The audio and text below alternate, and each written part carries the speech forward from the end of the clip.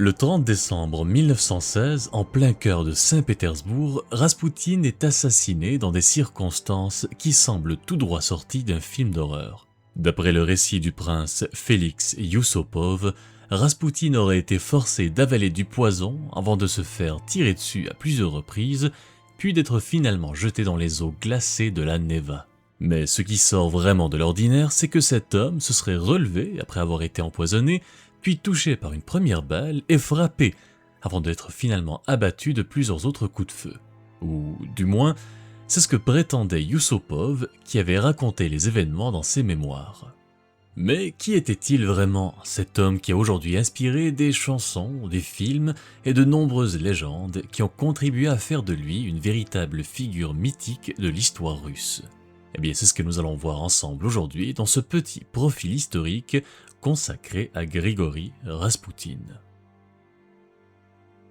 Grigori Yefimovitch Raspoutine naît le 21 janvier 1869 dans le petit village de Pokrovskoï, en Sibérie occidentale, le long de la rivière Toura. Il grandit dans une famille de paysans, dans un monde rude où l'instruction n'existe presque pas. Raspoutine lui-même n'apprendra à lire et à écrire que bien plus tard, au fil de ses voyages. C'est vers l'âge de 28 ans que tout bascule lorsqu'il part pour un pèlerinage de plusieurs mois au monastère de Verkhoturye, dans l'Oural. Une expérience qui va le marquer profondément et qui le poussera à abandonner progressivement sa vie de paysan pour se consacrer à la religion. Il devient alors un homme saint autoproclamé, parcourant les routes de Sibérie, ne prêchant pas dans des églises comme un prêtre traditionnel, mais en partageant ses propres interprétations de la foi et attirant autour de lui des personnes qui le voient comme un homme doté d'une profonde spiritualité. On disait de lui qu'il avait un regard mystique et pénétrant qui semblait lire jusqu'au secret de la personne avec qui il parlait.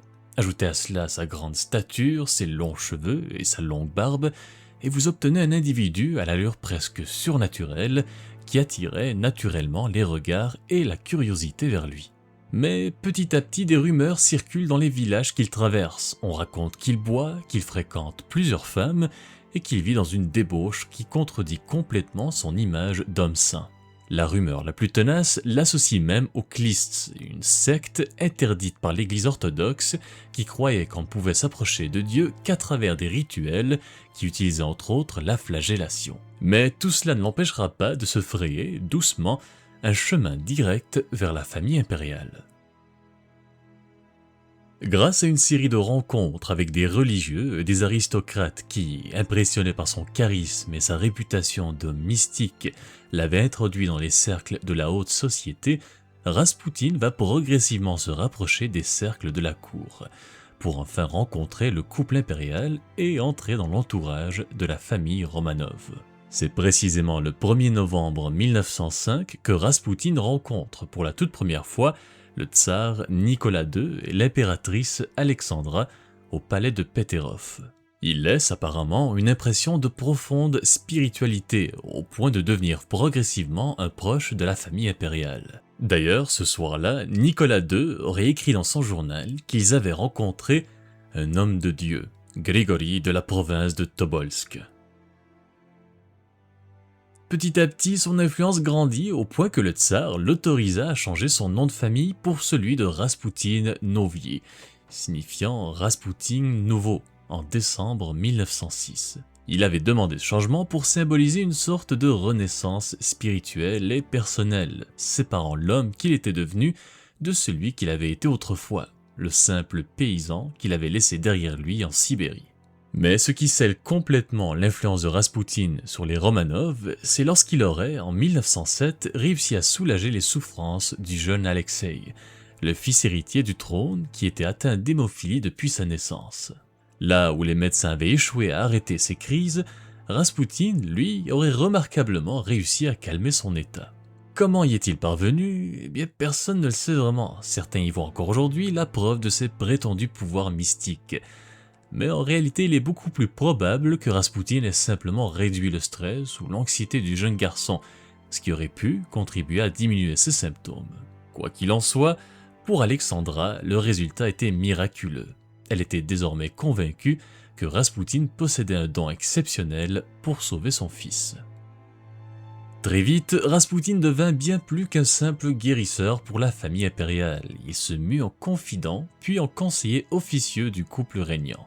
Enfin, le 23 août 1915, les choses changent rapidement au sein de la cour, lorsque Nicolas II quitte la capitale pour prendre lui-même le commandement suprême des armées russes sur le front. Livrée à elle-même, à la tête du pays, Alexandra s'appuie alors de plus en plus sur les conseils de Raspoutine pour les décisions politiques, qu'il s'agisse de la nomination de ministres ou de hauts fonctionnaires. Chaque matin, à 10 heures précises, Anna Vilobova, la dame de compagnie et confidente la plus proche de l'impératrice, téléphone à Raspoutine, qui se rend ensuite jusqu'à sa maison couleur citron de Tsarskoye Selo pour y rencontrer l'impératrice en toute discrétion. Pendant l'absence du tsar, l'ampleur de son influence sur les nominations gouvernementales semblait devenir de plus en plus importante. Des ministres compétents sont limogés et remplacés par des hommes que Raspoutine aurait contribué à faire nommer, souvent davantage en raison de leur loyauté envers la famille impériale que de leurs compétences. Une grande partie de la cour russe le considérait comme un paysan peu recommandable qui attirait autour de lui des individus douteux et nuisait à la réputation de la cour. Pour un peuple russe qui était déjà épuisé par la guerre, l'idée qu'un simple paysan sibérien illettré puisse avoir une influence quelconque sur les plus hautes décisions de l'État devient rapidement insupportable.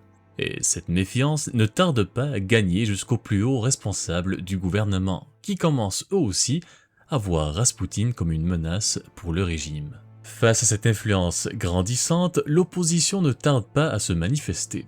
Mikhail Rodienko, président de la Douma, le parlement russe, multiplie les mises en garde auprès du tsar, mais sans plus de succès.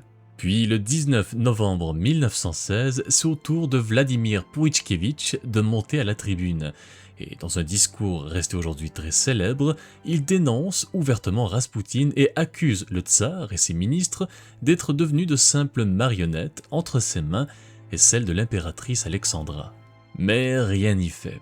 Nicolas et Alexandra restent sourds à tous ces avertissements et donc l'opposition, incapable de se faire entendre par la voie politique, va choisir une toute autre voie pour se débarrasser définitivement de Raspoutine.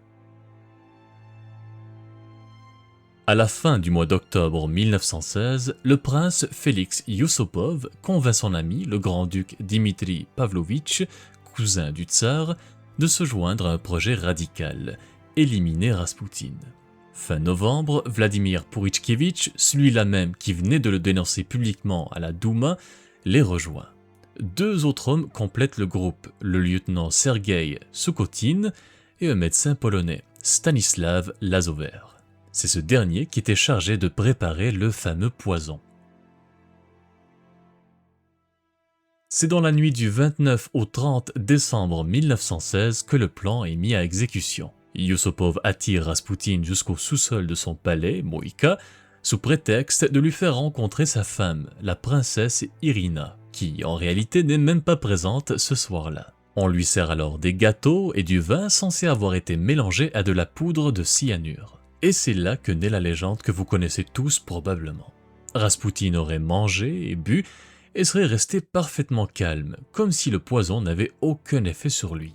Pris de panique, Yusupov aurait alors tiré une première balle avant que Raspoutine, censément mort, ne se relève brusquement pour s'enfuir dans la cour enneigée. Et c'est là que Pouichkevitch l'aurait finalement abattu de plusieurs coups de feu.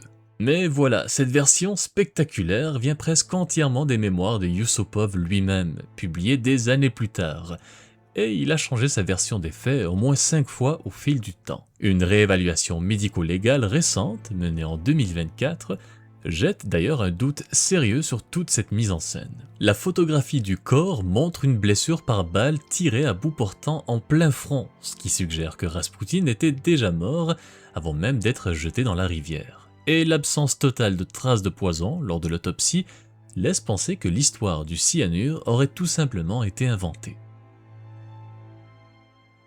Alors, homme impossible à tuer ou simple victime d'une exécution froide maquillée après coup en légende? La vérité, comme souvent avec Raspoutine, se trouve probablement quelque part entre les deux. et c'est peut-être pour ça que son mythe a survécu plus d'un siècle après sa mort.